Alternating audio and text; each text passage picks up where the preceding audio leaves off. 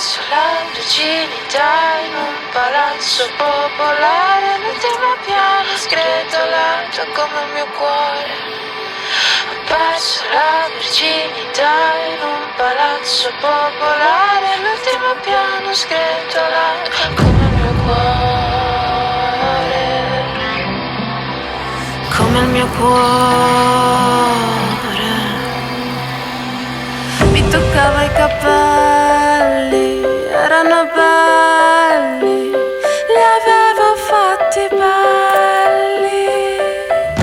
Donne pregavano nei tappeti, facevo lo stesso ma senza vestiti.